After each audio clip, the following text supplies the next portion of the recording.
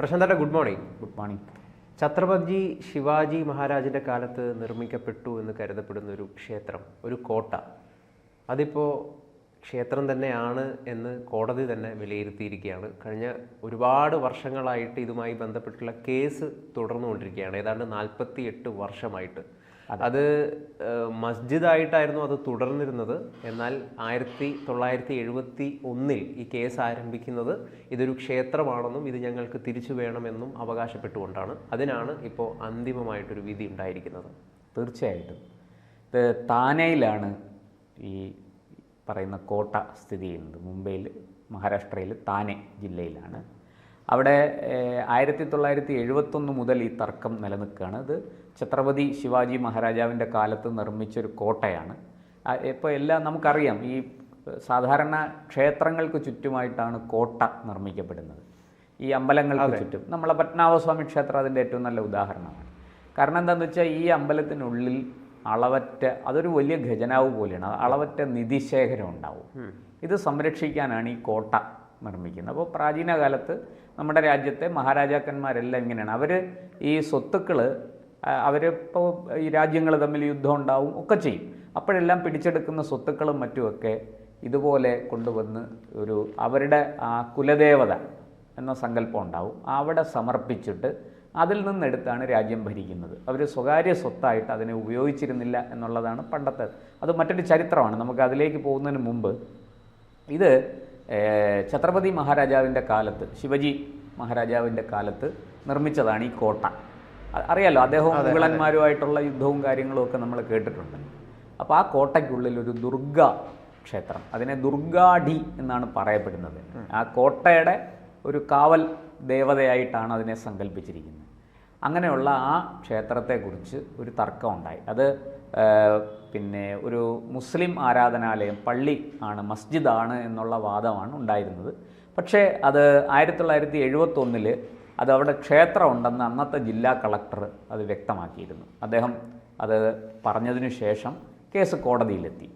അങ്ങനെ കോടതിയിൽ ഈ വാദം ഒരുപാട് നാൾ വാദം നടന്നു. ഇതിപ്പോൾ ഈ കോടതി പിന്നെ കല്യാൺ ഡിസ്ട്രിക്ട് ആൻഡ് സെഷൻസ് കോടതി, അവിടെയാണ് ഈ വാദം നടന്നത്. ആ കോടതിയാണ് വിധി പറഞ്ഞിരിക്കുന്നത്. കോട്ട വാസ്തവത്തിൽ സർക്കാരിൻ്റെ സ്വത്താണ്, സർക്കാരിൻ്റെ അധീനതയിലാണ് ഈ കോട്ട ഇപ്പോൾ ഇരിക്കുന്നത്. നമ്മുടെ പുരാവസ്തു വകുപ്പിൻ്റെ കയ്യിലാണ്.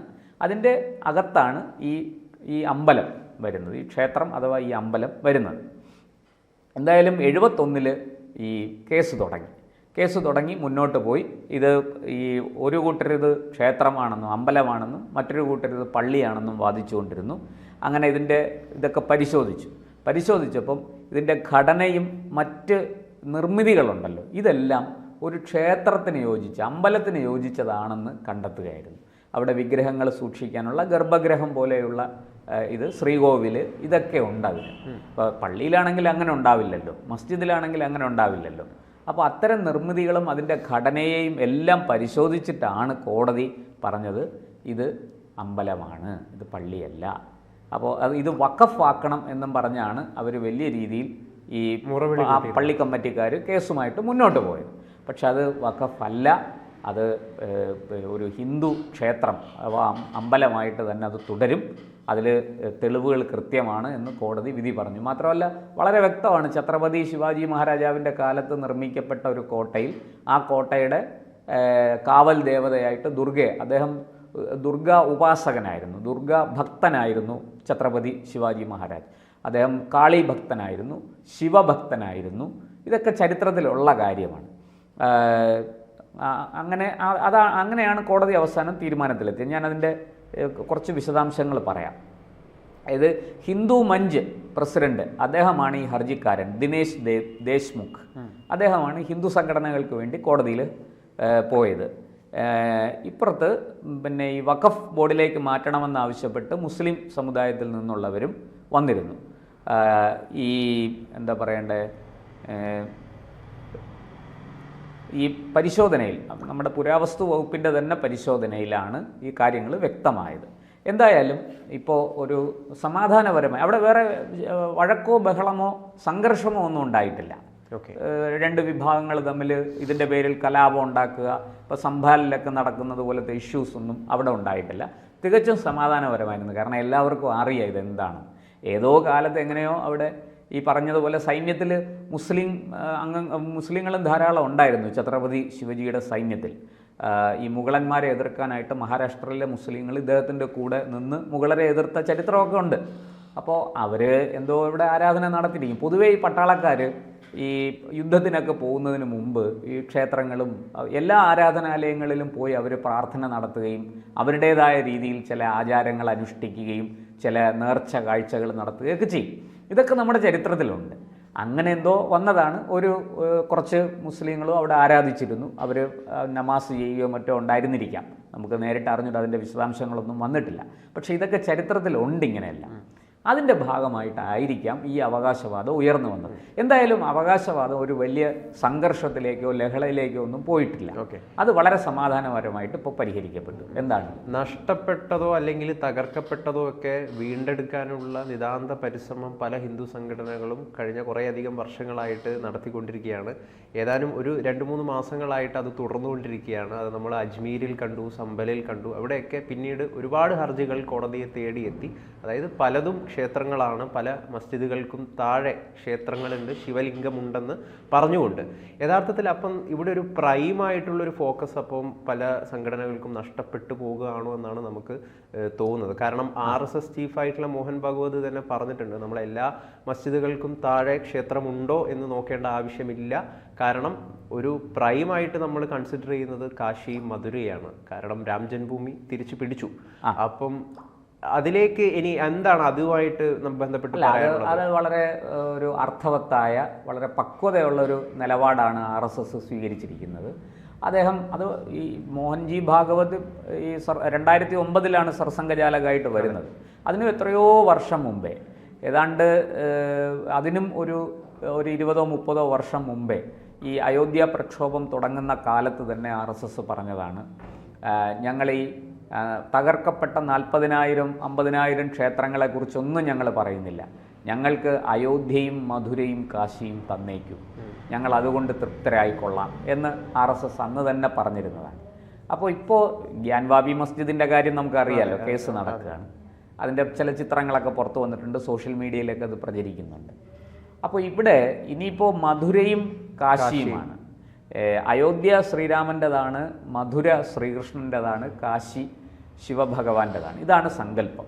അപ്പോൾ ആ അർത്ഥത്തിൽ അയോധ്യ കഴിഞ്ഞു. അയോധ്യയിൽ നമുക്ക് ഈ പറയുന്നത് പോലെ രമ്യമായി ശാന്തിപൂർവമുള്ള ഒരു വിധി വന്നു കഴിഞ്ഞു.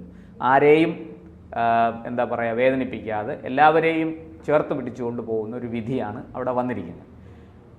ഇനിയിപ്പോൾ മധുര കാശി ബാക്കി ഹേ എന്നൊരു ഒരു സങ്കല്പമുണ്ട്. അപ്പോൾ RSS പറയുന്നത് ഈ കാര്യത്തിലും കൂടെ ഒരു സമവായം, പരസ്പരം ചർച്ച ചെയ്ത് ഒരു തീരുമാനത്തിലെത്തി ഇതും കൂടി ഞങ്ങൾക്ക് തിരിച്ചതാണ്. ഞങ്ങൾ ഈ നഷ്ടപ്പെട്ടു പോയ ഈ തകർക്കപ്പെട്ട പഴയ കാലത്ത് രാജാക്കന്മാരുടെ യുദ്ധമായിരുന്നു ആ കാലത്ത് സംഭവിച്ചു പോയത്. എല്ലാത്തിനും ഞങ്ങൾ പരിഹാരം തേടി വരുന്നില്ല, അതിനൊന്നും ഞങ്ങൾ കണക്ക് പറയുന്നില്ല. പക്ഷേ ഈ 2 കാര്യങ്ങളിലും കൂടി ഒരു ന്യായമായ തീരുമാനം ഉണ്ടാകണം എന്നാണ്. ഈ ന്യായമായ തീരുമാനം തീർച്ചയായിട്ടും നമ്മുടെ രാഷ്ട്രീയ നേതൃത്വവും നിയമ സംവിധാനവും എല്ലാം കൂടെ ചേർന്ന് ഒരു പ്രയത്നം നടത്തിയാൽ അത് വിജയിക്കും. എനിക്ക് തോന്നുന്നത് അതൊരു വലിയ സംഘർഷത്തിലേക്ക് പോകാതെ അതിനെ നമുക്ക് രമ്യമായിട്ട് പരിഹരിക്കാൻ പറ്റും. അല്ലെങ്കിൽ ഇത് തീർച്ചയായിട്ടും ഒരു എന്താ പറയുക ഇങ്ങനെ പുകഞ്ഞ് വലിയ കുഴപ്പങ്ങളിലേക്ക് പോകാനുള്ള സാധ്യതയുണ്ട്. ഇപ്പോൾ ഇവിടെ തന്നെ തെളിവുകളെല്ലാം പൂർണ്ണമാണ്.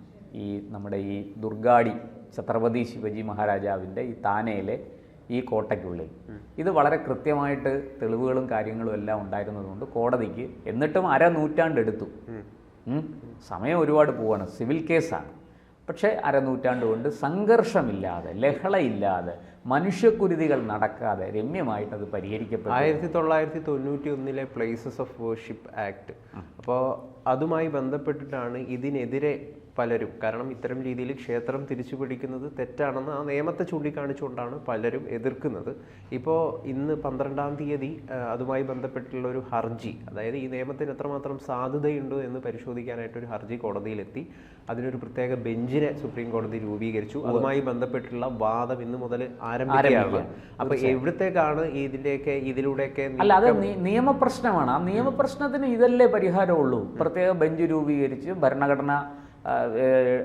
ഭരണഘടന ഉറപ്പ് നൽകുന്ന തുല്യനീതി, ആരാധനാ സ്വാതന്ത്ര്യം, ഇതിനെല്ലാം മുൻനിർത്തിക്കൊണ്ട് വേണം നമ്മളിത് മുന്നോട്ട് പോകാൻ. ഇത് നിയമവിദഗ്ധരാണ് വാസ്തവത്തിൽ അതിനൊക്കെ മറുപടി പറയേണ്ടത്. ഇരിക്കട്ടെ, നമുക്ക് പ്രഥമ ദൃഷ്ടിയ സുപ്രീം കോടതി ചെയ്തതാണ് ശരി. പക്ഷേ കോടതിക്ക് പുറത്തും ചർച്ചകളാകാം, സമവായങ്ങളാകാം, അല്ലേ, വിട്ടുവീഴ്ചകളാകാം, ഒരു കോംപ്രമൈസ് ആകാം, അല്ലേ? അതൊക്കെ നടക്കുന്ന കാര്യമാണ്. അതുകൊണ്ട് ഈ പറയുന്നത് പോലെ നമ്മുടെ പാരമ്പര്യത്തിൻ്റെയും സംസ്കാരത്തിൻ്റെയും ആ പ്രാചീന എന്താ പറയുക, ആ ഒരു ഐക്യത്തിൻ്റെ ഗരിമ, ആ ഐക്യത്തിൻ്റെയും ഒക്കെ ഒരു ഇതായിട്ട്, അടയാളങ്ങളായിട്ട് ഇതെല്ലാം ഉയർന്നു വരട്ടെ. എല്ലാ വിഭാഗം ജനങ്ങളും ചേർന്ന് ഇതൊക്കെ പുനരുദ്ധരിക്കട്ടെ.